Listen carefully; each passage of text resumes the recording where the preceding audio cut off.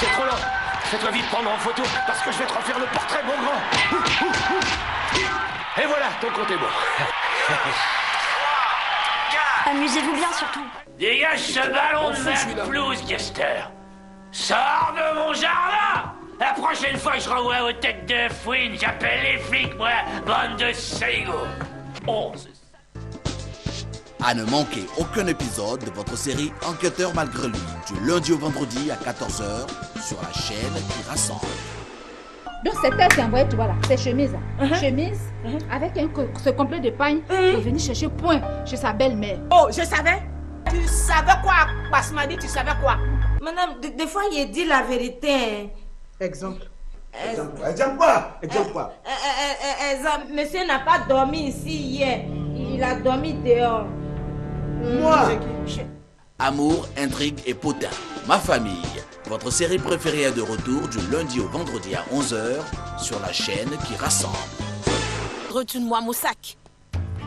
Ça. Et les papiers? Les disquettes? Où sont-ils, voleuse? Ça ne va pas être possible. Et il vaut mieux que tu t'en ailles de chez moi tout de suite, parce que sinon j'appelle la police. Tu ne me fais pas peur, Léonora Madrigal. Ça te dirait plutôt si je t'invitais à manger dehors? Vraiment? Hier, il m'a offert des fleurs. On verra. Retrouvez votre feuilleton Mon amour, mon péché du lundi au vendredi à 8h sur RTI 1. Je t'ai dit de t'allonger par terre. Vous voyez tous ces dangereux mutants dans le journal?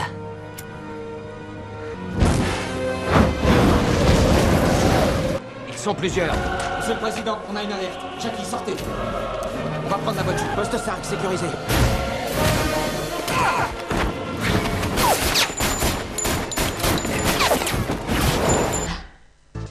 X-Men, votre ciné-nuit 100% action, ce samedi à 23h30 sur RTI 1. Comment as-tu pu trouver l'audace de me faire ça, Gustavo? Essayer d'embrasser ma cousine devant moi, ça c'est le bouquet, tu sais. Mais c'est elle qui n'arrête pas d'essayer de me séduire. Arrête de jouer les victimes. Tu as toujours été fou d'elle. Comment ça? Qu'est-ce qui se passe? Il est arrivé quelque chose? Qu'est-ce qui se passe? Ah, c'est pas possible, attends une seconde. Béné s'est fait tuer.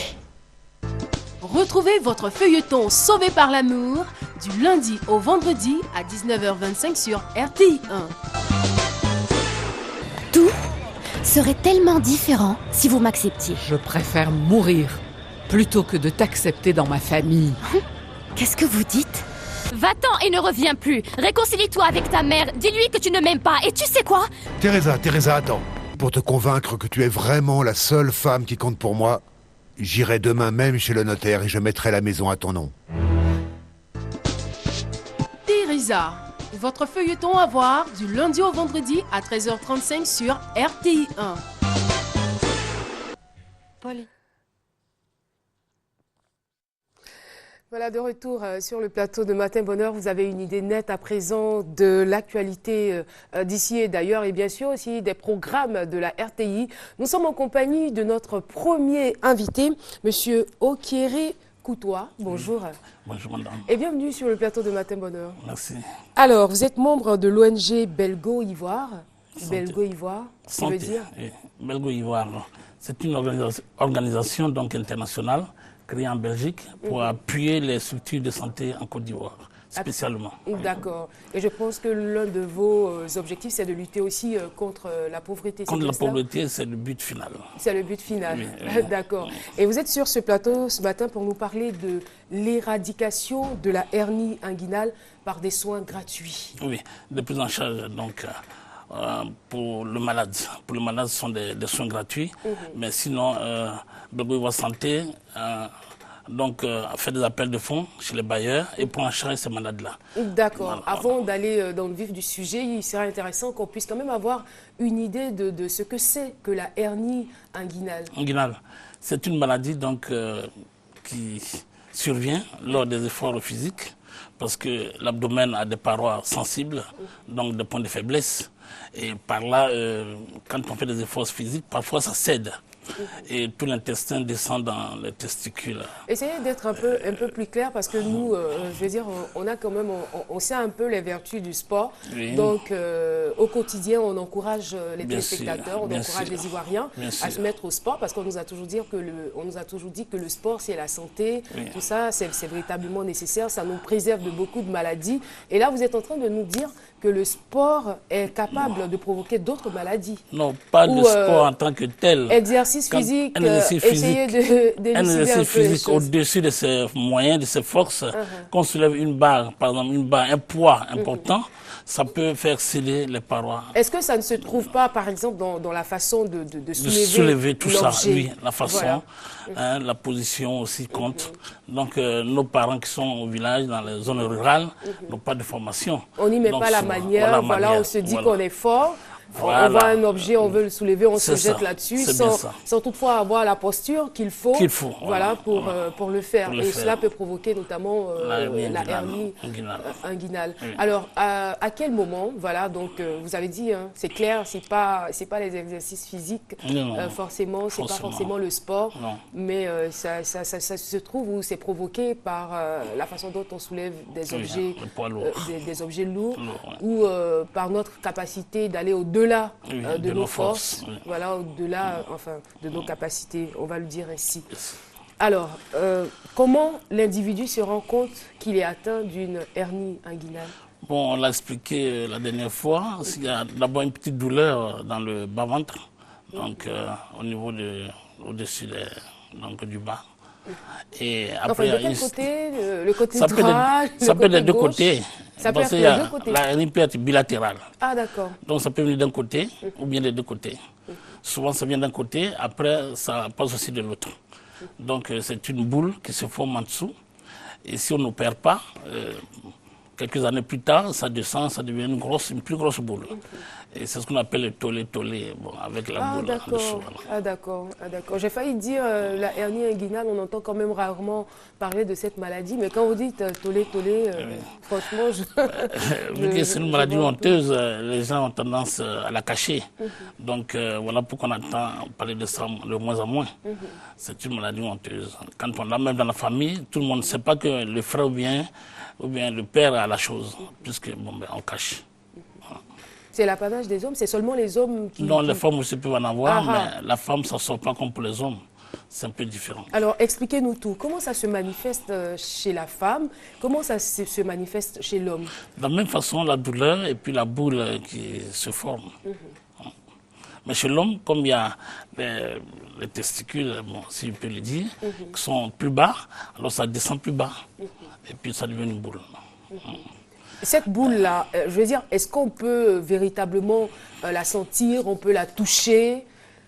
Je vous montre ici une boule sur la photo. Voici une boule comme un ballon. Donc on peut la voir, on peut la toucher. Il y a plusieurs boules qui sont là. Donc c'est... Oui, en face. On verra quand même, je pense qu'avec la complicité de Judith Assoumou, on aura la possibilité de voir les boules sur ce prospectus, ou de voir, voilà, Hassan s'en charge. Voilà, mais c'est des boules qui sont visibles. Qui sont visibles, oui. Qui sont très visibles d'ailleurs. Visibles, palpables. Oui. Alors, je vais dire que, bon, c'est peut-être la phase terminale qu'on a vue là, mais déjà, les premiers signes, c'est quoi? Le premier signe, c'est d'abord la douleur. La douleur comme une déchirure de la paroi, et puis la boule commence à se former tout doucement. Mais la boule que je viens de vous montrer, c'est une boule de 18 ans. Donc ça me dit tout. Voilà. Ben, on n'a pas toujours la chance d'atteindre les 18 ans, ça peut s'étrangler, l'hernie peut être étranglée à tout moment, et ça peut donner la mort aussi. Quand vous dites que l'hernie peut être étranglée, ça veut dire quoi? La hernie peut être étranglée, qu'est-ce que ça veut dire? Mais quand la paroi se divise en deux, puisque une partie est descendue, quand la paroi se divise en deux totalement et que ça presse sur l'organe qui est descendu, ben, ça devient une hernie étranglée. Voilà. Ça fait très mal et ça tue. Mais on peut vivre combien de temps avec? Vous parlez de 18 ans? Oui, on peut vivre 18 ans, puisque le premier opéré de chez Belgo Santé a gardé sa hernie pendant 18 ans. Pendant 18 ans? Oui. D'accord. Alors, voilà, donc la conséquence la plus grave, c'est la mort. C'est la mort. Oui. Mais en dehors de ça, je veux dire, est-ce que ça vous rend stérile? Non, bien au contraire, ça dérange beaucoup. C'est bizarre, mais la douleur dérange beaucoup. Et bon, ben, ça fait que ces hommes-là, porteurs de la hernie... Voilà. Ces hommes-là, porteurs de la hernie, font... Donc, c'est les boules qui sont là? C'est les boules qui sont là. Aïe, aïe, aïe. Ça, c'est une boule qui est là. On vit avec? On vit avec lui jusqu'au jour où, voilà, jusqu'au jour où ça peut entraîner la mort. D'accord. Alors, vous avez décidé certainement, par rapport au constat que vous avez fait sur le terrain, peut-être que les cas de la hernie inguinale sont légion. Alors, vous avez décidé de mener quand même une lutte, de mener un combat pour l'éradiquer. C'est bien cela? C'est bien cela, oui. C'est bien cela. D'accord. Nous écoutons. Quelles sont les démarches? Quelle est votre approche? Bon, les démarches, je pense que c'est ce que nous faisons. Nous lançons un appel donc, à la population. Donc, ceux qui sont malades de la hernie peuvent venir chez nous. Donc, au siège, les bureaux sont ouverts tous les jours de 8h à 17h pour l'identification. Et après, quand on a été identifié, les médecins, donc moi je suis le président de l'association, les médecins vont faire une consultation donc, médicale aussi qui est gratuite. Donc après cette consultation, si la maladie a été confirmée, alors on fait des programmations pour les opérations à Anyama, à l'hôpital d'Anyama. Et c'est gratuit tout ça? Tout ça, on fait des efforts pour que ce soit gratuit. Pourquoi gratuit, vous dites qu'on fait des efforts? Est-ce que l'opération est coûteuse, est onéreuse? Oui, dans une clinique conventionnelle, ça va jusqu'à coûter 400, 500 ou 600 000. Ah, d'accord. Oui, mais nous, nous faisons la solidarité. Donc nous récoltons les fonds et puis nous faisons la prise en charge du malade. Voilà. D'accord, c'est vrai que vous n'êtes pas médecin. Peut-être qu'on aura l'occasion un jour de recevoir un médecin sur ce plateau pour nous éclairer davantage. Il est déjà passé. Il est déjà passé, oui, d'accord. Oui. Malheureusement, je ne l'ai pas vu. Oui, alors, ce que je veux savoir, est-ce qu'il y a la possibilité de se prémunir contre cette maladie? Oui, souvent on conseille de mettre une ceinture au bas-ventre. Donc une gaine qui protège la paroi quand on fait des efforts. Voilà, c'est la seule façon de protéger. Et puis d'avoir des positions correctes qu'on soulève. Au niveau du bas-ventre. Voilà. Comme on le voit là, les gens qui font des efforts physiques à la télé, souvent... D'accord. On a une idée actuellement du taux de personnes atteintes de cette maladie ici en Côte d'Ivoire? Suite à la tournée qu'on a faite à Beauville, à Tchassalé et puis à Zopé, on a fait une estimation. Moi, personnellement, ça m'a permis d'estimer le nombre de malades à près de 2 millions en Côte d'Ivoire. Ce qu'on a pris village par village. Et quand on multiplie, on a fait peut-être une centaine de villages. On fait la division, comme par nombre de villages en Côte d'Ivoire. C'est plus ou moins, dans chaque village, il y a plus ou moins une trentaine de cas ou une quarantaine de cas de maladie de la hernie inguinale. Donc, j'estime à près de 2 millions de cas dont il faut faire face. Mais quel est le message que vous portez à ces personnes pour accepter? Parce que vous avez dit c'est une maladie honteuse, on la porte, on ne veut même pas que les membres de la famille en soient informés. Alors vous, qu'est-ce que vous leur dites pour qu'ils acceptent de se faire opérer? Mais bon, on leur présente le danger, puisque ça peut entraîner la mort. C'est clair. C'est clair. Donc c'est la seule chose qui leur donne la force de décider et de venir se faire soigner. Et ils arrivent, ils se font soigner. Tous peur de la mort. Et tout se passe toujours bien? Jusqu'à présent, depuis 4 ans, tout se passe bien. À l'hôpital d'Anyama, avec le docteur Penn, tout se passe très bien. Et le docteur Haricot, on a 2 médecins pour le moment, tout se passe très bien. D'accord. Alors, nous sommes pratiquement au terme. On a des images, on a des images, on voit nos actions de solidarité. Vous avez certainement un mot à dire là-dessus? Bon, ça, c'est des étapes, donc... des étapes par rapport à la prise en charge, les soins, les opérations, la réinsertion sociale. C'est un peu tout ce que nous faisons. Mais la première étape, c'est quoi exactement? C'est l'identification pour les soins gratuits. On le met pour la prise en charge, oui. Et puis après, il y a l'alphabétisation pour pouvoir faire des activités génératrices de revenus. Il faut quand même être un peu formé si la personne n'a aucune formation. Et puis après, la réinsertion.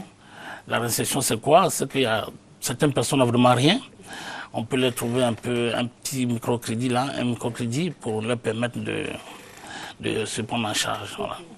D'accord. On essaie de faire tout ça. Des hommes et des femmes, c'est plus fréquent chez les hommes. Chez les hommes, oui. Je reviens quand même sur la maladie parce que je savais vraiment pas que les femmes pouvaient être victimes de cette maladie. Le monsieur l'a dit ici sur le plateau, donc je ne fais que répéter. Les femmes sont victimes de cette maladie. Les femmes en sont aussi victimes, mais c'est des cas rares. Oui, pour le moment, moi, je n'en ai pas vu. On nous parle de fibromes, de kyste des femmes. Est-ce qu'elles confondent fibrome et hernie? Bon, ça, le monsieur viendra, je le ferai venir pour bien vous expliquer cela. D'accord. Maintenant, on a une journée porte ouverte, c'est surtout pour cela. Ouverte, voilà, qui démarre quand? Samedi, donc après-demain. Donc, les malades identifiés seront là.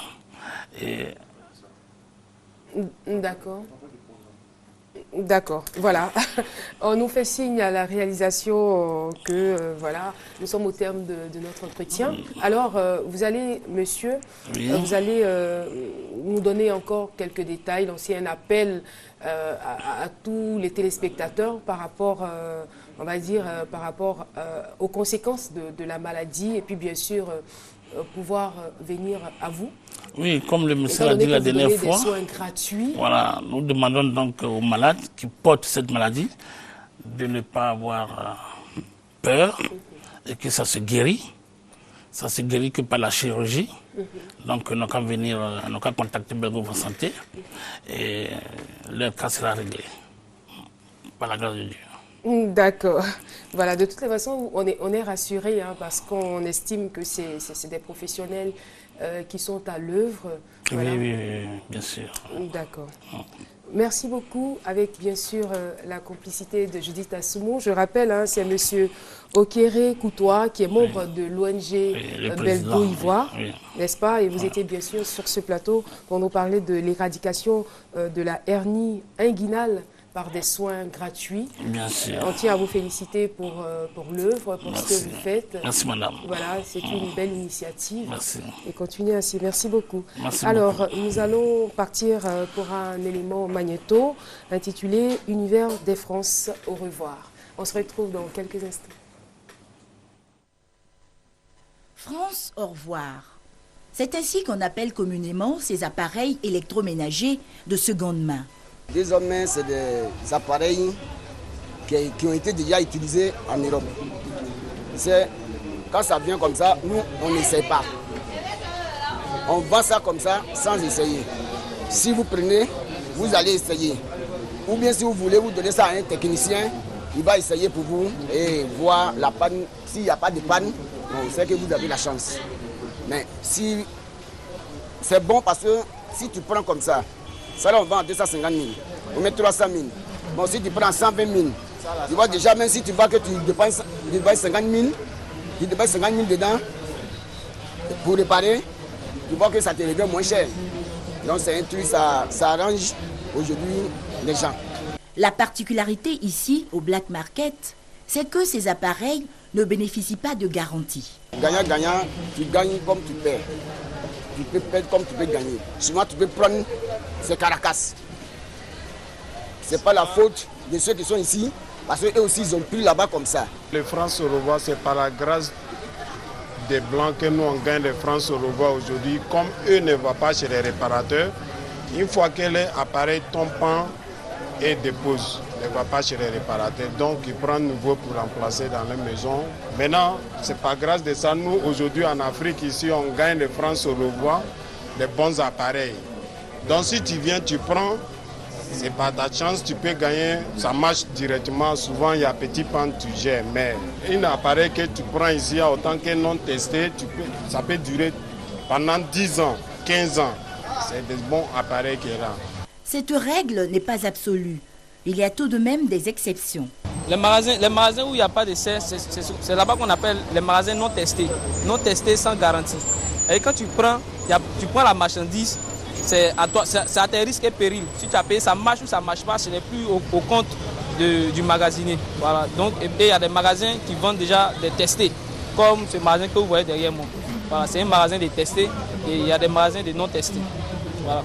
Les francs au revoir font l'affaire de certaines personnes. Je suis venue prendre un congélateur seconde main. On a fait ce choix parce que les nouveaux congélateurs que nous voyons sur le marché n'ont pas une durée de vie qui nous convienne. Souvent, ils ne font que 3 ans, 4 ans, alors qu'un congélateur de seconde main peut facilement te faire 7 ans et 8 ans. C'est pour ça qu'on fait ce choix. Les vendeurs sont quelquefois confrontés à des difficultés. Il y a beaucoup de techniciens en KT qui ne connaissent pas travailler sur le frigo. Maintenant, même s'il va aller appeler quelqu'un qui ne connaît pas travailler de frigo, dans le KT, quand il va travailler, quand il va gâter, maintenant il va venir ici dire que nous on vend quelque chose, ce n'est pas normal.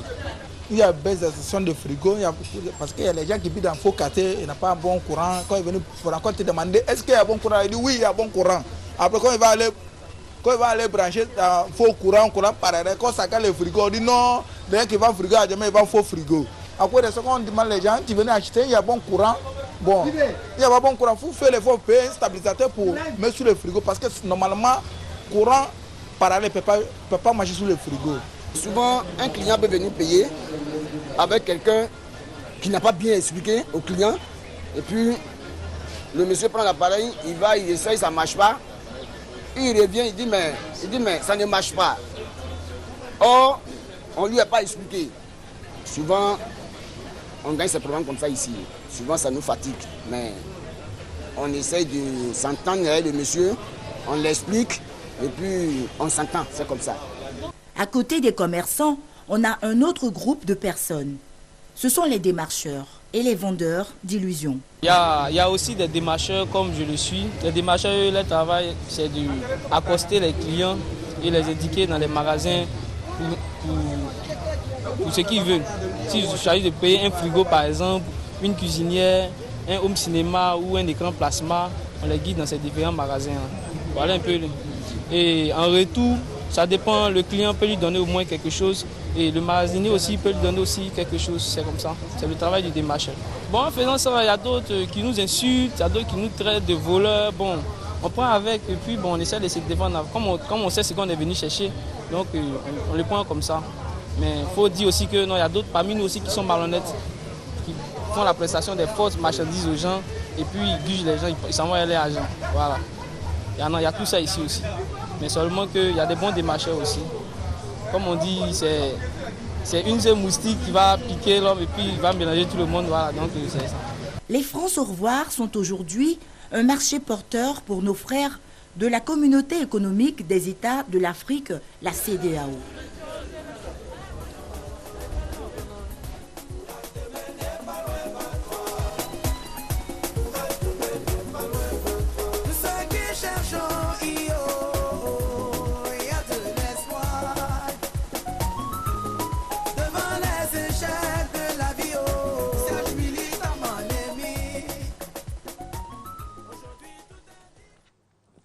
Voilà, de retour sur le plateau de Matin Bonheur. Nous sommes en compagnie de notre deuxième invité, M. Koupo Nyoleba. Bonjour.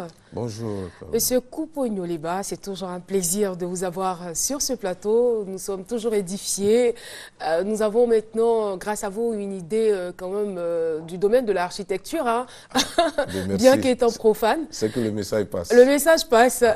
Le message passe et les téléspectateurs réagissent. Les téléspectateurs nous démontrent à chaque fois qu'ils sont vraiment intéressés, que c'est un sujet intéressant, que c'est bien ce que vous faites.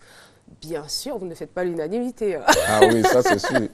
Alors, dès qu'il y a la critique, c'est clair. Voilà. C'est clair. Mais ça nous permet d'avancer tout de même la critique. Oui, mais en fait, il faut faire avancer la société. Voilà. C'est cela. Voilà. L'architecture est importée et donc elle a une dimension qu'il faut bien voir son intégration dans la ville pour que la ville soit belle, pour qu'elle soit visitée davantage. Et c'est rigoureux, donc de temps en temps il y a des erreurs qu'il faut, par les messages que nous faisons passer, amener les uns et les autres à comprendre qu'il y a des spécialistes. C'est voilà, bien cela. Voilà. Et parlant de spécialistes, j'informe à toutes fins utiles que M. Koupo Nyoleba est vice-président de l'Ordre des architectes de Côte d'Ivoire, architecte en chef spécialisé en habitat rural et urbain dans les pays en développement. C'est bien cela. Ça. Alors, aujourd'hui, vous avez décidé de parler, on va dire, de l'architecture des édifices religieux. Oui. Plus spécifiquement, le cas des églises catholiques. Catholiques, voilà. Alors, qu'est-ce qui a motivé votre choix? J'étais samedi dernier à la messe qui a été consacrée au cardinal Agré, à Angré, donc à l'église Saint-Ambroise du Jubilé. Et mon regard d'architecte m'a amené à comprendre que certainement que l'édifice qui se réalise, parce que ce n'est pas encore achevé, ne forme pas un ensemble, parce que certainement ce n'est pas un architecte qui l'a conçu. Et ça m'a amené à regarder quelques églises et j'ai compris que ces œuvres architecturales qui devaient être visibles depuis la rue sont cachées. Mais qu'est-ce que vous avez spécifiquement, on va partir avec la cathédrale Saint-Ambroise, qu'est-ce que vous avez véritablement reproché? Parce qu'ils vous diront certainement, en tout cas, c'est un architecte qui l'a conçu, mais le fait que vous, en tant que spécialiste, vous venez le dire comme ça sur le plateau, je veux dire, c'était quoi? Vous savez, une œuvre architecturale, c'est un ensemble. D'accord. Quand on va arriver sur la cathédrale, quand vous allez voir les images, vous verrez. Quand on conçoit un bâtiment, l'environnement aussi fait partie de la conception, même jusqu'à la clôture. C'est vrai que les églises n'ont pas assez d'argent, donc tout se fait au fil du temps. Mais je me dis que si on s'adresse à un architecte qui conçoit l'ensemble avec un plan de masse, c'est-à-dire les implantations prévues, on peut progressivement réaliser tous les bâtiments à l'intérieur et à la fin, peut-être après 20 ans, 30 ans, parce que au passage, comment je vous dis que la cathédrale de Milan a mis 5 siècles. Wow. 500 ans de construction. Et elle tient toujours. Donc, une église, on peut la construire pendant des années, progressivement. Mais il faut qu'il y ait un plan d'ensemble de base. Aujourd'hui, bon, c'est vrai qu'au moment où ils construisaient, peut-être que la voie principale qui part du boulevard Latry n'était pas encore construite. Mais quand on regarde l'implantation, la façade principale donne sur une petite rue et en même temps, elle n'est pas aussi fréquentée que les voies, les entrées annexes. Aujourd'hui, bon, Angré en arrière-plan. Elle n'est pas très bien située. Ça dit qu'on aurait pu peut-être réfléchir autrement pour pouvoir concevoir une église, même si on veut 1000 places, on n'est pas obligé de faire une église rectangulaire. Hein. Aujourd'hui, avec la technique qui a évolué, il y a des formes qu'on peut trouver. Mais je me dis que on aurait pu les accompagner, nous les architectes, si c'est certainement qu'ils s'étaient adressés à nous. Souvent on dit les architectes sont chers, mais je vous fais une confidence, dans la vie d'un architecte... Non, ça dit, l'œuvre religieuse est un peu... c'est un cas à part. Quand un architecte, tout architecte a envie de concevoir, ne serait-ce qu'une œuvre religieuse, une mosquée ou bien une église dans sa vie, il aura marqué l'espace à vie. Ça, sur le plan spirituel. C'est selon sa foi religieuse. Voilà. Et donc, je voulais, le message que je veux faire passer aujourd'hui, c'est de dire aux catholiques, aux autres religieux, que l'architecture se conçoit. Vous allez voir, et puis quand on construit dans une ville, une œuvre, elle participe à la ville, à la construction de la ville. Elle devient patrimoine. Hein, cette œuvre-là devient patrimoine de la ville. Et donc, ce n'est pas un élément isolé dans la ville. C'est cela. Et en même temps, l'architecture aussi invite, c'est-à-dire ça stimule la foi de celui qui y va. Quand il voit une œuvre extraordinaire, il se dit, mais si les humains ont construit une telle œuvre pour Dieu, c'est qu'il existe en réalité. Et ce sont des œuvres qui appellent à la réflexion. C'est cela. Donc, on ne doit pas les cacher. Les clôtures doivent être adaptées, il faut que ce soit visible de l'extérieur. Donc, ça peut contribuer aussi on va dire, à la solidification même de la foi. Voilà, voilà, pourquoi pas. Vous savez, quand on lit un peu l'histoire de... Je prends l'Église, hein, par le passé, bon, quand la technique n'était pas encore avancée, on ne pouvait pas aller en hauteur. Et au fur et à mesure que la technique avançait, quand les premiers qui ont construit les clochers ont réussi à aller en hauteur de 20 mètres, ils disent qu'ils vont vers Dieu. Et ça a stimulé, ça a créé vraiment un enthousiasme au niveau des fidèles qui se disaient que voilà, l'Église est en train d'aller vers Dieu, tout ça. Donc c'est une œuvre qui ne doit pas être cachée, elle doit être visible, elle doit être lisible à l'extérieur. Même celui qui n'est pas chrétien, quand il la voit, il se dit, bon, ben écoutez, et puis ça participe aussi au tourisme. Bien sûr. Voilà. Alors, pour étayer vos dires, on va aller en image avec, bien sûr, Judith Assoumo, qui va se faire le plaisir de nous présenter ces images des églises. Voilà, ici, on a l'externat Saint-Paul au plateau, une petite église implantée qui va vers donc, le fidèle. Et ici, voilà, l'église dont je parlais, qui m'a motivé à faire cette émission. Ça, c'est de l'intérieur qu'on voit la façade principale. Mais de l'extérieur, on ne peut pas... tout ce qu'on a vu, l'architecture qui est en train de sortir, elle n'est pas visible. C'est vrai, on va peut-être me dire que c'est un problème de sécurité, mais je pense que la meilleure sécurité, c'est la clôture ajourée. Quand elle est ajourée, ce qui se passe à l'intérieur, tout se voit de l'extérieur. Donc on peut... Mais je veux dire, est-ce que c'est véritablement indispensable, c'est véritablement nécessaire pour une église? Parce qu'il y a quand même une vie dans l'église. Non, mais la vie qu'elle a besoin on ne cache pas, c'est la maison de Dieu, c'est la maison de tous les enfants de Dieu. Donc on l'expose partout. C'est par souci quand même d'agresser les autres. On se dit, si quelqu'un est véritablement touché, il va rentrer, on n'a pas besoin d'imposer cela aux passants.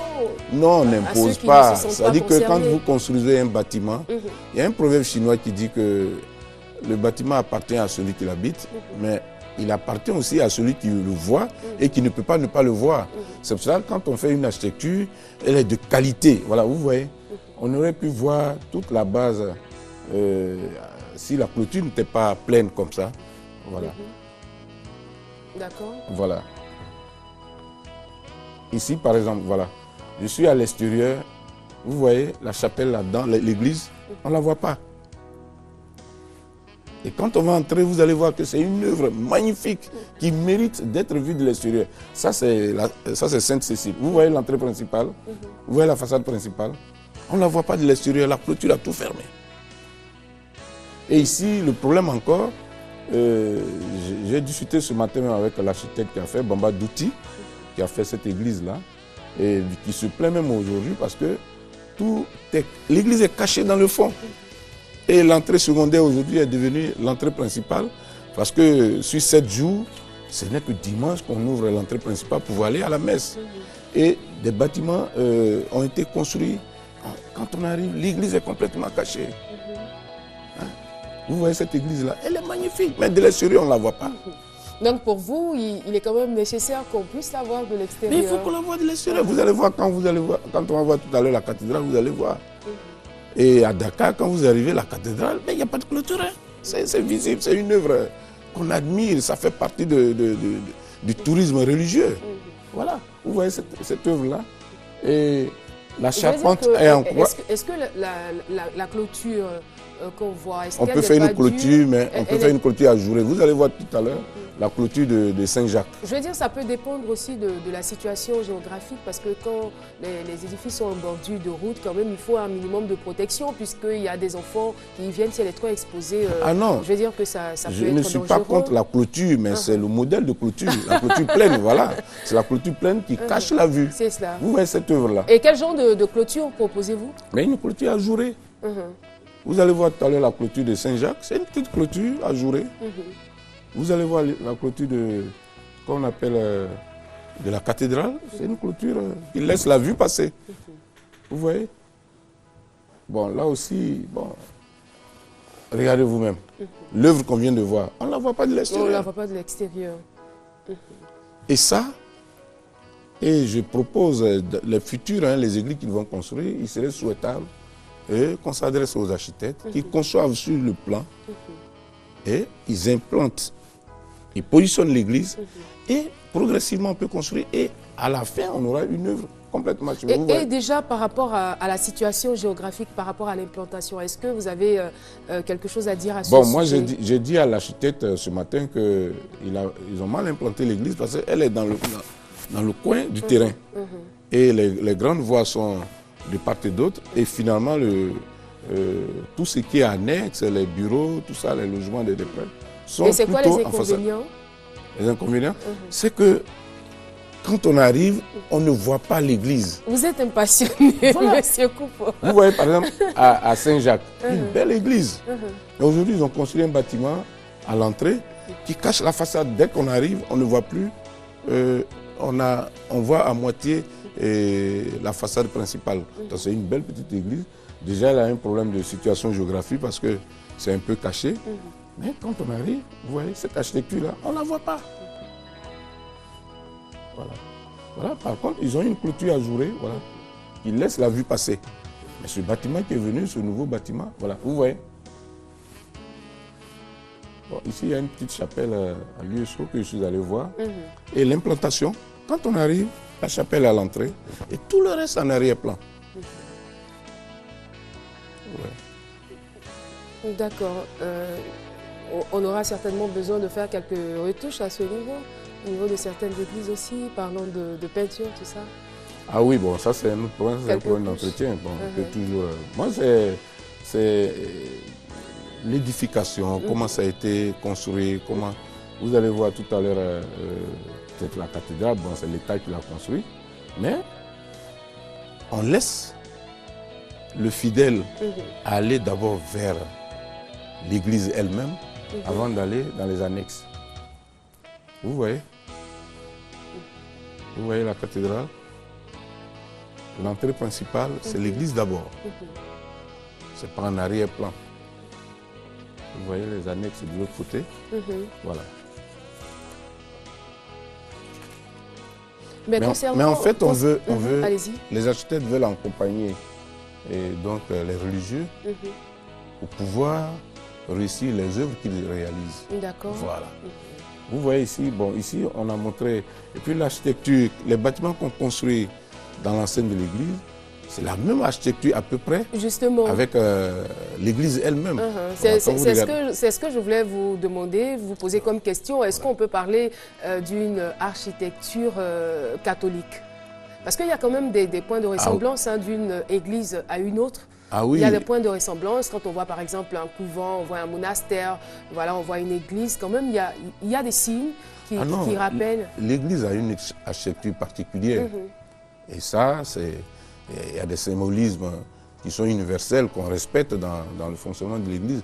Maintenant, l'architecture, c'est en fonction de l'inspiration de l'architecte et de ce que les religieux veulent. Ici, bon, c'est un architecte italien qui a fait cette œuvre-là. Bon, c'est l'État qui l'a construite, donc il y avait les moyens, tout ça. Il a fait un rêve extraordinaire aujourd'hui. Cette œuvre, sur le plan touristique, apporte un plus à la commune du Plateau, donc à toute la Côte d'Ivoire. Et quel a été votre constat quand vous êtes y allé? Bon, ici... Quel a été votre constat? Bon, il faut que l'État aide l'Église à réhabiliter cette église-là parce que la cathédrale a commencé à prendre un coup. D'accord.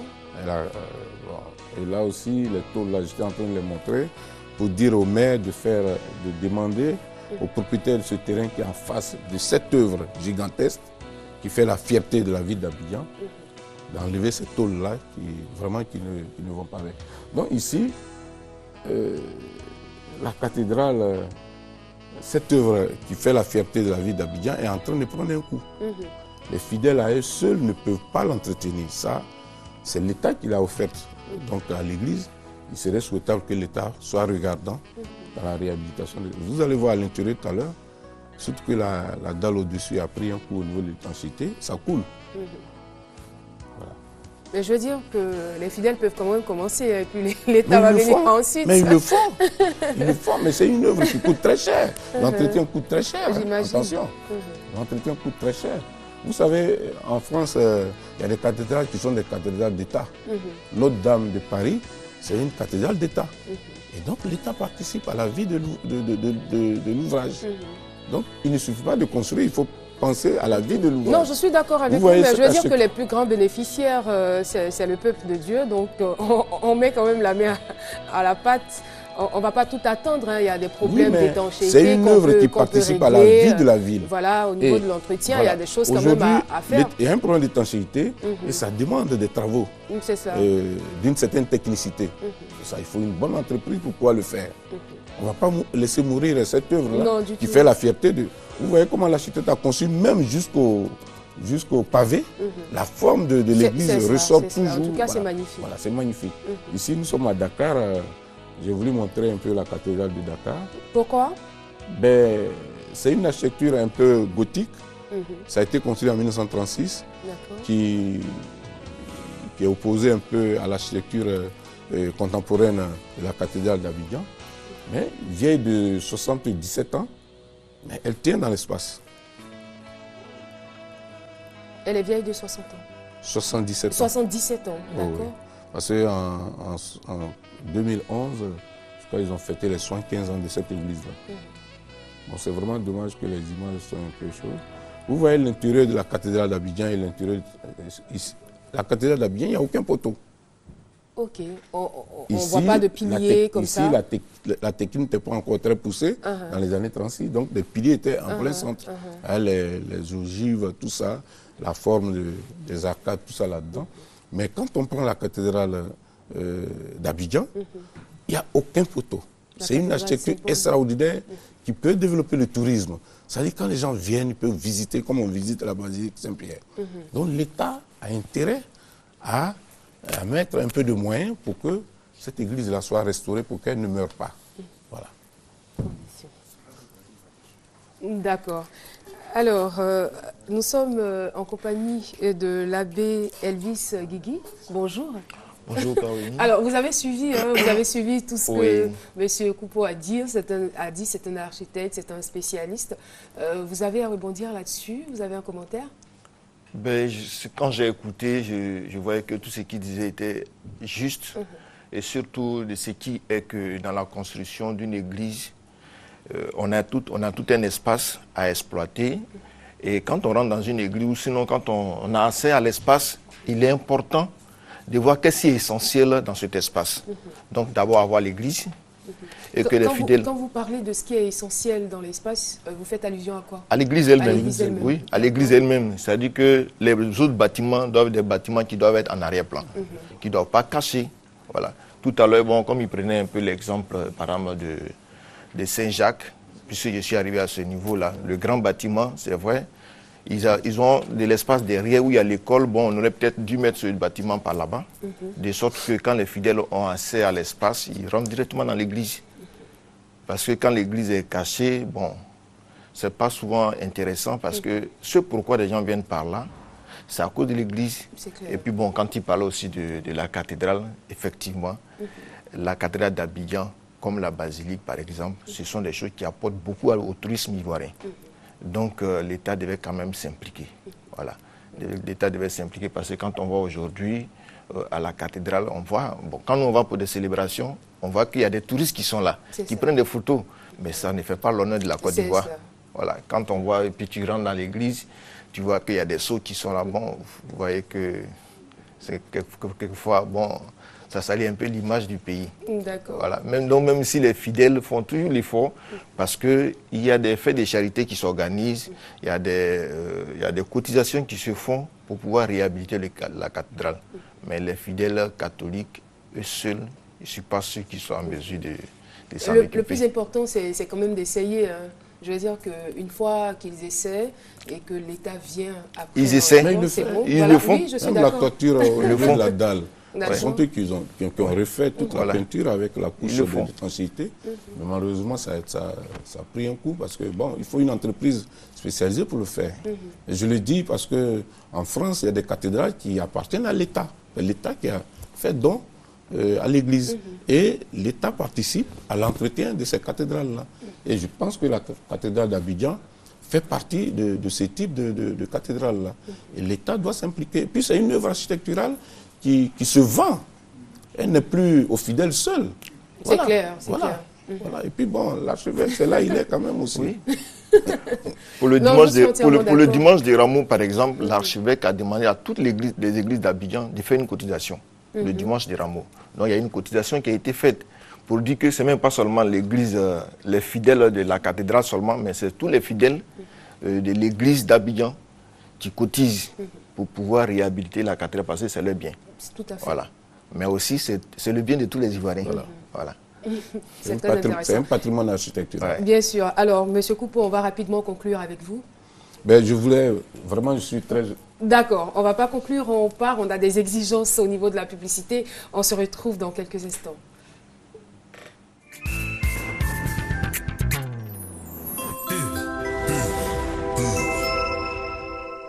Certains mettent à profit les heures de pause pour donner de leurs nouvelles. D'autres veulent passer du temps avec leurs proches. D'autres encore attendent de voir leur rechargement récompensé. Et il y a simplement ceux qui veulent faire le tour du monde à partir du téléphone. Pour tout ce petit monde, il y a Move Classic Minute, le profil qui vous offre la gratuité entre midi et 2, l'international à petit prix et plein d'autres avantages. Alors, qu'attendez-vous pour bouger? Move, no limit.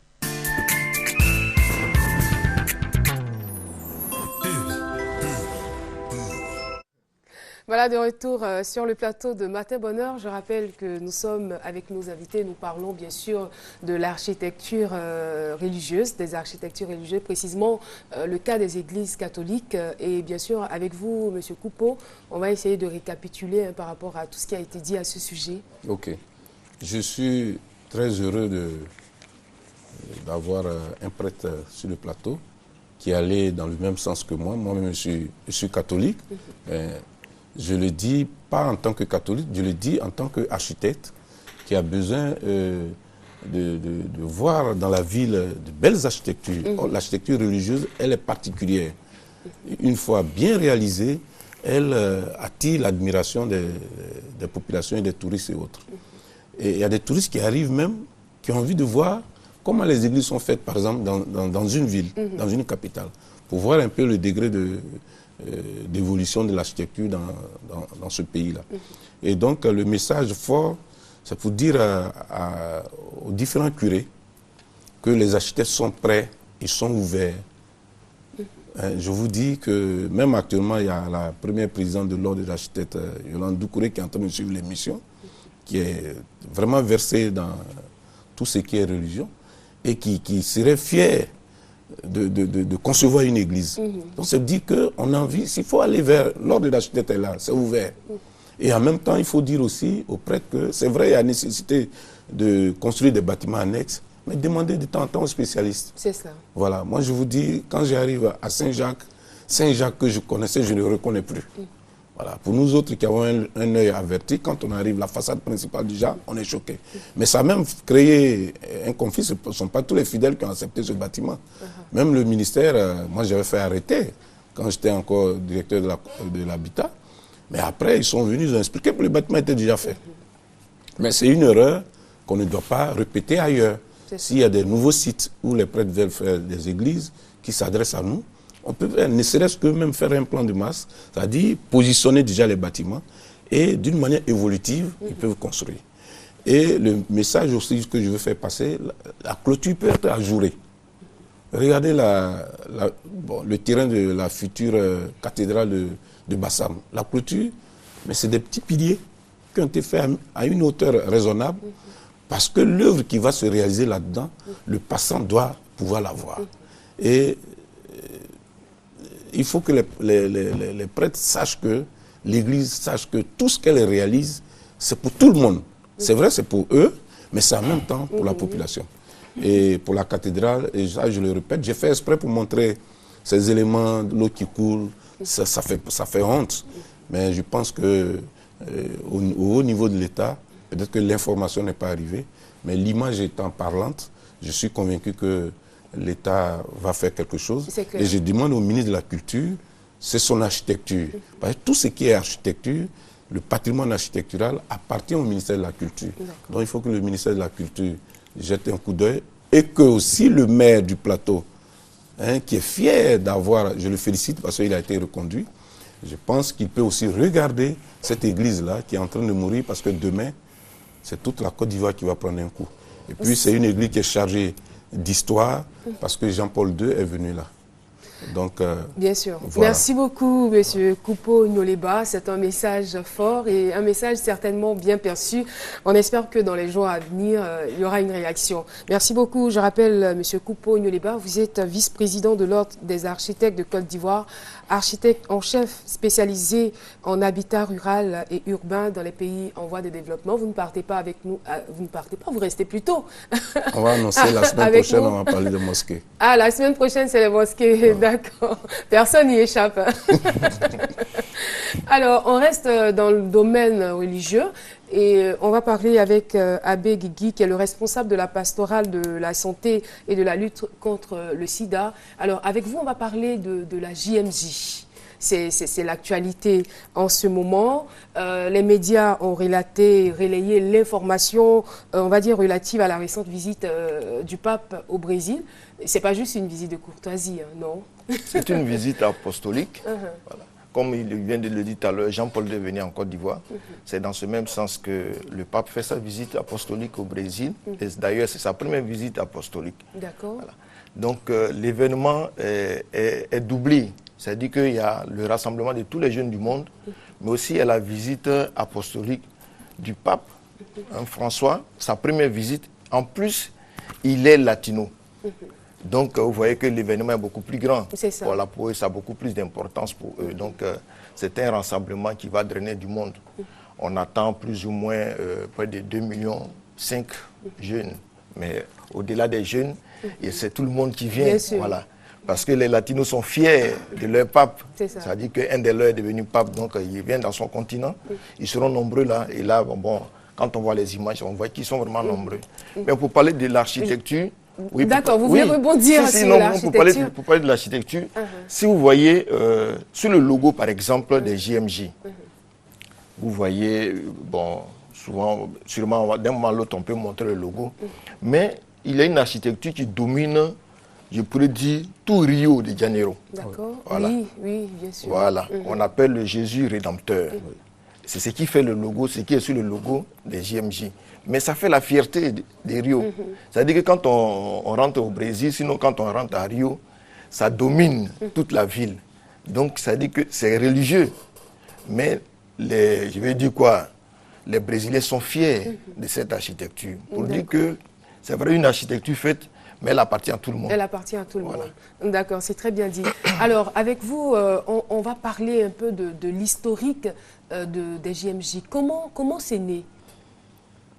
Les JMJ, il faut dire que c'est né, d'abord ça a été créé en 86 avec le bienheureux Jean-Paul II, donc le pape Jean-Paul II qui a créé les JMJ en 86. Mais déjà en 84, il avait sollicité tous les jeunes à Rome pour un rassemblement, dans le sens de la préparation du jubilé de 2000. Et donc quand il a vu qu'avec près de 4000, voire 1 million de jeunes rassemblés, et l'année qui a suivi, en 85, l'ONU a décrété l'année de la jeunesse. Ça. Et à cette occasion, il y a eu un deuxième rassemblement à Rome encore. Et le pape, voyant le succès de ces deux rassemblements, et d'ailleurs même dès qu'il a appris lui-même, quand il a été élu, au soir de son élection en 78, il avait déjà dit que les jeunes étaient l'avenir du monde et l'espérance de l'Église. Donc, il avait vraiment un point d'honneur pour la jeunesse. Alors, quand il a vu ces deux événements, il a institué les JMJ en 86 et les premières journées ont eu lieu en 87 à Buenos Aires, en Argentine. Donc, je veux dire, c'est devenu une institution. C'est une institution. Les JMJ, en fait, ce que nous connaissons, les JMJ ont lieu chaque année.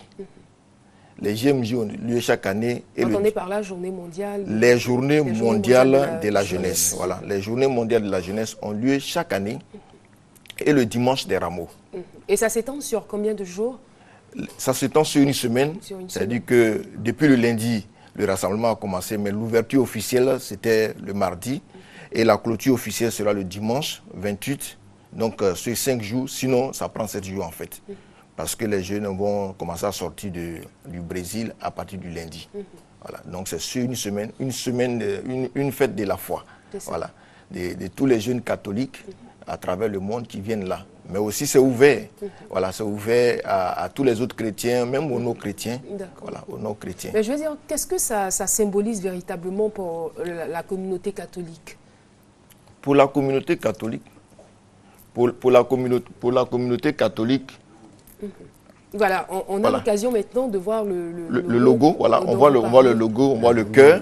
Voilà, on voit le cœur avec une croix. Mais en fait, c'est Jésus Rédempteur. C'est l'architecture de Rio de Janeiro qui est au milieu en jaune. Et de l'autre côté, on a une croix.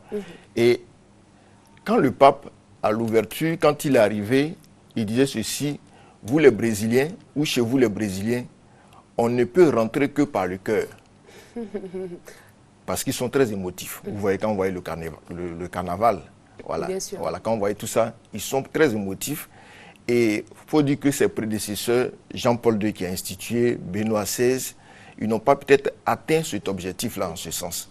Et c'est pourquoi la visite du pape François, pour nous aujourd'hui, a beaucoup d'espérance. Voilà, a beaucoup d'espérance en ce sens que non seulement lui-même il est impliqué, étant du milieu, étant du continent, sachant que tout se fait avec le cœur, vous voyez, depuis qu'il est venu, il touche par ses gestes, par ses paroles.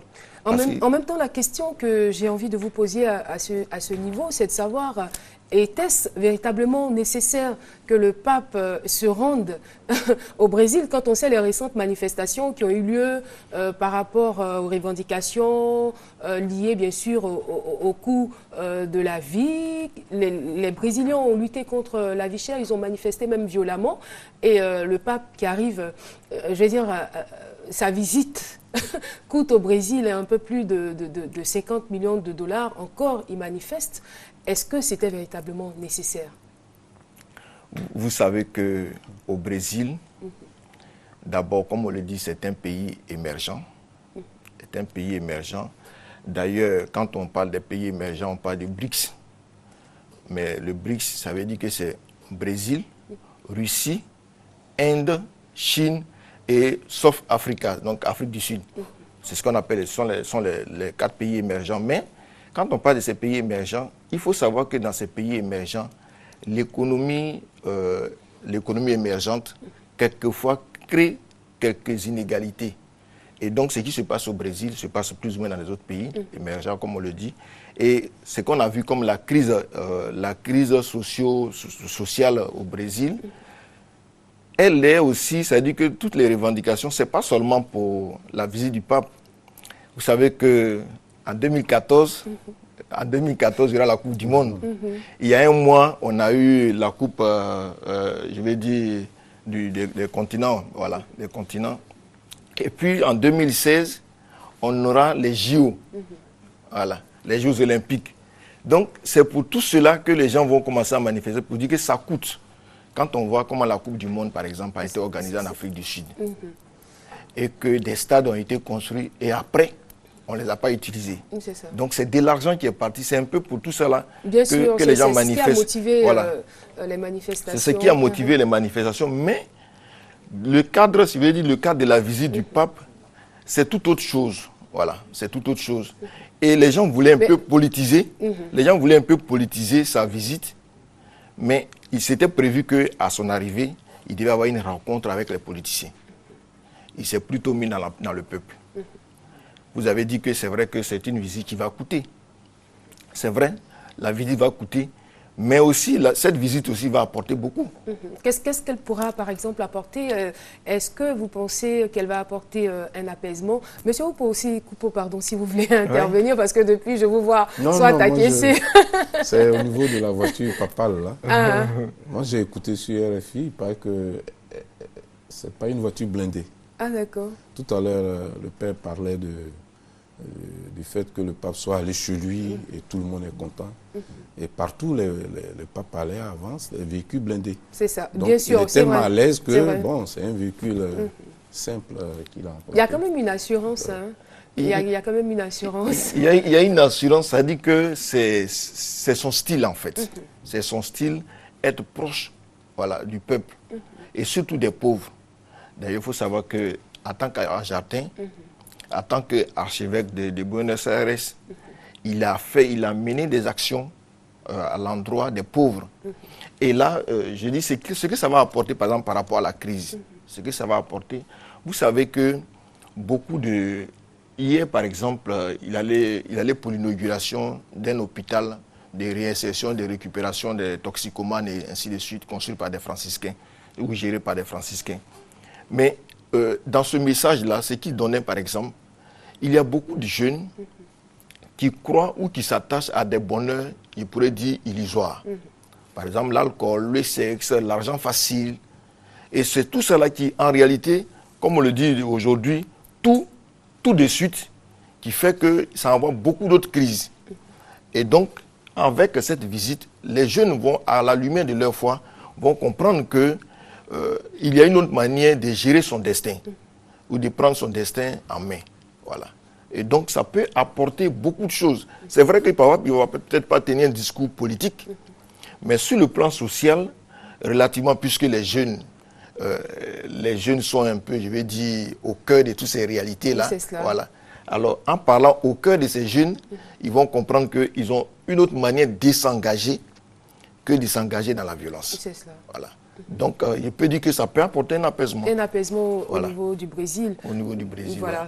On peut aussi remarquer que c'est pas tout le monde, il n'a pas fait l'unanimité. Quand il est arrivé, il y a eu encore d'autres manifestations. Bon, on va le dire, c'est normal. Non, ça c'est normal. C'est normal. Se mettant dans sa position avec la foi qu'il a, c'est sûr que voilà, on va y arriver. Oui. On va y arriver. Alors, est-ce qu'il y a des décisions, il y a de grandes décisions, c'est avec ça qu'on va conclure. Il y a eu de grandes décisions qui ont été prises lors de cette édition. Quelle édition? Cette dernière édition de la JMJ. Bon, je veux dire, ça ne fait que commencer. Voilà, ça ne fait que commencer. Si on doit peut-être faire un bilan, puisque la clôture c'est jusqu'au dimanche. Si on doit peut-être faire un bilan, c'est peut-être à partir du lundi. À partir du lundi. Voilà. Et puis bon, j'ai dit comme ça que moi je profite en parlant un peu aux organisateurs ici. Peut-être que quand les jeunes, il y a plus de 60 jeunes Ivoiriens qui sont partis. Et donc, quand les jeunes vont venir, peut-être pourquoi pas inviter un des jeunes pour voir qu'est-ce qui a été dit, comment les choses ont été vécues. Et puis bon, il va vous transmettre. Voilà. Il y a des prêtres qui sont parmi eux. Il y a même des aumôniers qui sont parmi eux. Donc, peut-être, au lieu de peut-être l'abbé Guigui, inviter un de ces aumôniers-là, peut-être qu'il vous donnera. Mais ce qu'il faut déjà retenir, c'est que pour l'élection du pape François, parmi les défis qui étaient présentés pour l'élection du nouveau pape, il y avait le défi de l'Amérique latine. Il y avait le défi de l'Amérique latine. Voilà, dans le défi de l'Amérique latine, il y a une certaine concurrence qui se fait, c'est-à-dire que le catholicisme est en recul, voilà, est en perte de vitesse, alors que le Brésil, par exemple, est le plus grand pays catholique. Voilà.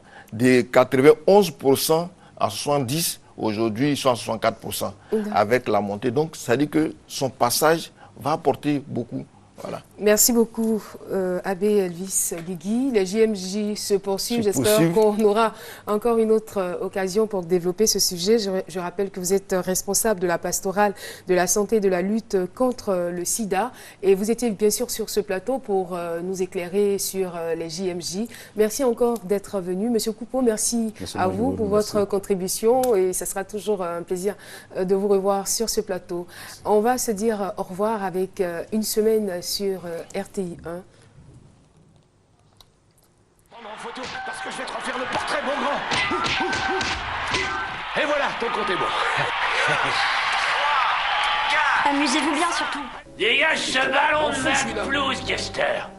Sors de mon jardin. La prochaine fois que je revois aux têtes de fouine, j'appelle les flics, moi, bande de Seigo.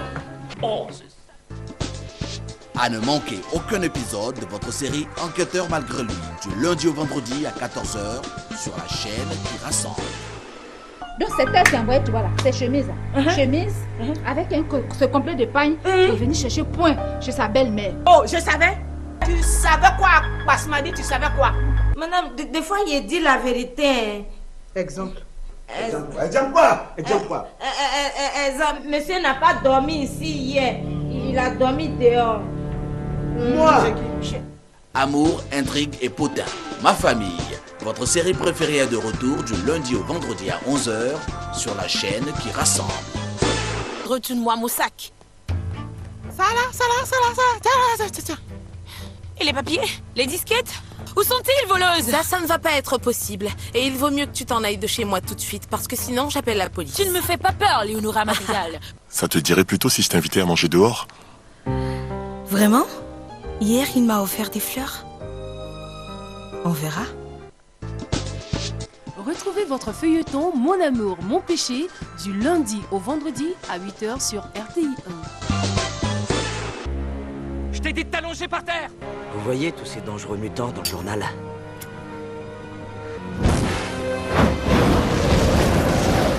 Ils sont plusieurs. Monsieur le Président, on a une alerte. Jackie, sortez. On va prendre la voiture. Poste 5, sécurisé.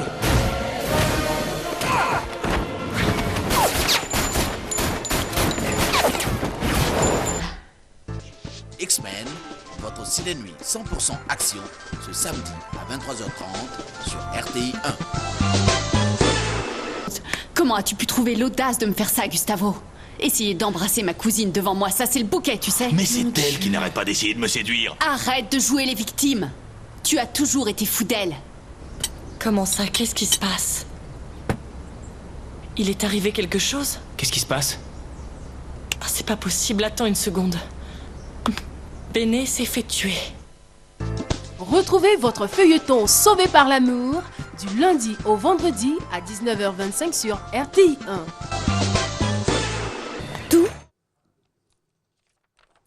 Voilà, de retour sur le plateau de Matin Bonheur. Nous sommes cette fois-ci en compagnie de nos invités de la direction commerciale. Monsieur Samaké Salif est notre premier invité de la direction commerciale. Bonjour. Bonjour, madame. Alors, vous êtes membre du secrétariat exécutif du Haut Conseil du patronat des transporteurs. C'est bien cela? C'est bien cela. Alors, et vous êtes sur ce plateau pour nous parler de la pose de la première pierre de la gare routière d'Adjamé. Oui, en effet. Vous me voyez en uniforme. Ah d'accord, c'est l'uniforme. Cela veut dire que la fièvre monte déjà. Depuis hier, il y a des convois qui ont quitté les 4 coins de la Côte d'Ivoire et qui font une convergence sur Abidjan. Parce que l'occasion, c'est la cérémonie de pose de la première pierre de la gare routière internationale d'Adjamé. D'accord. Il faut dire que l'une des préoccupations majeures des transporteurs de Côte d'Ivoire, c'était l'acquisition d'une gare digne de ce pays qui fait 40% de l'économie de l'UEMOA. Dans les heures qui arrivent, ce sera chose faite avec la présence du chef de l'État, selon l'excellence Alassane Dramane Ouattara, qui viendra lui-même en personne pour procéder à la pose de cette première pierre. D'accord. Et cette pose va se faire ce 25 juillet. Ce jeudi 25 juillet, dans l'après-midi, donc dans quelques heures. Mais déjà, retenez que les transporteurs font la grande fête. Et ils ont convergé et ils continuent de converger vers ce site. Le site, c'est l'ancienne casse d'Adjamé, que vous connaissez bien, que tous les Ivoiriens connaissent. Et dans les années à venir, ce site va abriter donc le siège, disons la gare routière internationale. D'accord. Est-ce que vous avez une idée quand même de la durée oui. Par rapport au temps que ça va mettre pour la réalisation? La réalisation du projet va durer 2 ans tout au plus. 2 ans, d'accord. Oui, 2 ans. Et au-delà, après, on va remettre le siège aux transporteurs. Je pense que les usagers que vous êtes, vous serez dans les meilleures conditions pour voyager. Et avant ces 2 ans, il y a quand même des dispositions qui sont prises? Oui, bien sûr. Bien sûr, avant ces 2 ans, nous allons continuer de travailler dans les conditions anciennes. Mais ceux qui occupent l'espace seront priés de dégager pour qu'on puisse permettre la réalisation de ce grand projet qui tient à cœur. Un site est certainement aménagé pour leur permettre quand même de fonctionner normalement. Oui, naturellement, oui, cela a été prévu. D'accord, on revient donc à l'objectif de votre présence ici, donc la pose de la première pierre. Alors, vous avez certainement un appel à lancer aux téléspectateurs? Bien sûr, c'est par rapport aux transporteurs que je suis là. Nous sommes venus pour leur dire qu'ils ont gagné le pari de la mobilisation. Il faut qu'ils le capitalisent aujourd'hui. Parce que l'événement, c'est la pose de la première pierre de la gare routière internationale d'Adjamé, en présence du chef de l'État. Il est donc tout à fait normal que les transporteurs se déplacent en grand nombre pour rendre un hommage à celui qui leur offre ce joyau, qui est le président de la République. Ensuite, c'est pour lui dire également merci, parce qu'en 2011, le chef de l'État a fait de la vignette et de la patente des éléments gratuits dont les transporteurs n'ont pas oublié. C'est donc une double occasion pour lui rendre hommage. D'accord. En tout cas, merci beaucoup. Vous avez des contacts? Oui, pour nous joindre, qu'on appelle le 07, le 09 80 84 ou le 05 80 90 85. D'accord. Voilà. Merci beaucoup. Merci. Je suis très curieuse de savoir ce qui est inscrit sur le Oui, paille. bien sûr. C'est la Côte d'Ivoire qui gagne. Ah d'accord, la Côte d'Ivoire qui gagne. Nous sommes dans la Côte d'Ivoire qui gagne avec le président de la République. D'accord. Merci beaucoup, monsieur Samake Salif. Je rappelle, vous êtes membre du secrétariat, on se calme, exécutif au Haut Conseil du patronat des transporteurs. Et vous étiez sur ce plateau pour nous parler de la pose de la première pierre de la gare routière d'Adjamé, qui est prévue ce 25 juillet à partir de 15 h. Alors, c'est à on va dire l'ex-CAS d'Adjamé, bien sûr, c'est le lieu. Les contacts, le 07 09 80 84 ou le 05 80 90 85, que je vous souhaite de passer une agréable journée. Merci, madame. Monsieur Kakou Innocent, bonjour. Bonjour, madame. Et merci d'être sur ce plateau. Vous n'êtes pas seul, vous êtes en compagnie du père Pierre Nda, c'est ça? Ndja, autant pour moi. Merci d'être là. Eh bien, vous êtes sous-directeur chargé du secondaire à la Direction nationale de l'enseignement catholique pour parler de la Journée nationale de l'enseignement catholique. C'est bien cela? Exact. Alors, nous écoutons. La journée aura lieu les 2 et 3 août. On dit Journée nationale de l'enseignement catholique parce que ça implique tous les acteurs de l'enseignement catholique sur le territoire national. C'est un grand rassemblement qui aura lieu à cette date-là. L'objectif, sinon les objectifs, c'est de célébrer l'excellence. L'enseignement catholique est connu pour la qualité de son enseignement, de ses résultats, mais rarement elle se fait voir. Et c'est une occasion pour nous, sinon ce sera un début, une occasion de célébrer l'excellence. Mais surtout, de remercier tous les acteurs qui contribuent à l'avènement de cette qualité-là au niveau de l'enseignement catholique. Enseignants, chefs d'établissement, parents d'élèves, ceux-là même qui font confiance et qui envoient leurs enfants à l'enseignement catholique. Célébrer aussi ceux qui, dans l'ombre, aident l'enseignement catholique d'une façon ou d'une autre. Mais surtout aussi dire merci à notre tutelle, le ministère de l'Éducation nationale. D'accord, c'est vrai, il y aura des remerciements, mais au-delà de cela, cette célébration sera marquée par quoi? Elle sera marquée, disons, il y aura 2 temps forts. Le 2, évidemment, nous sommes en enseignement catholique. N'oublions pas que l'enseignement catholique fait partie de l'Église catholique. Donc, on commencera le 2 matin par une messe d'action de grâce. Et cette messe sera suivie un peu d'une journée portes ouvertes. Et là, nous allons présenter au grand public tout ce que nous avons comme structure scolaire. Et ce sera accompagné aussi d'une kermesse pour les jeunes et les enfants. Et le 3, ce sera la cérémonie de remise des prix. Voilà. Et là, il y aura toutes sortes de prix. Je suis accompagné du responsable de la commission chargée des prix, qui vous dira un peu. Le père Pierre. Voilà, allez-y, en 30 secondes, on vous écoute. Alors donc, en ce qui concerne les prix, nous aurons des prix attribués d'abord aux individus, aux élèves, et des prix attribués donc à des adultes. Ces adultes, ce sont donc les acteurs de l'enseignement catholique, ceux, d'abord les anciens qui sont en service et les anciens qui sont également partis. Des prix aussi aux endroits de nos structures, surtout les meilleurs au niveau du primaire, du secondaire et du technique. Et des prix spéciaux également pour, par exemple, la FENAPEC, par exemple. Voilà. Donc nous, beaucoup de prix au total. Beaucoup de prix des prix de reconnaissance. Des prix de reconnaissance, voilà. Et surtout, encourager l'initiative pour que les élèves qui sont dans les établissements catholiques puissent exceller davantage et que chaque acteur joue son rôle pleinement.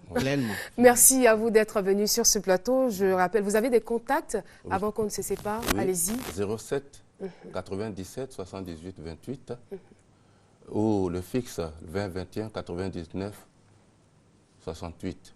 Merci beaucoup, Monsieur Kakou Innocent. Merci à vous, Père Pierre. Alors, je rappelle, on parlait avec vous donc de la Journée nationale de l'enseignement catholique qui va se dérouler les 2 et 3 3 août au Collège catholique et à l'Université catholique. Alors pour toute information, appelez le 07 97 78 28.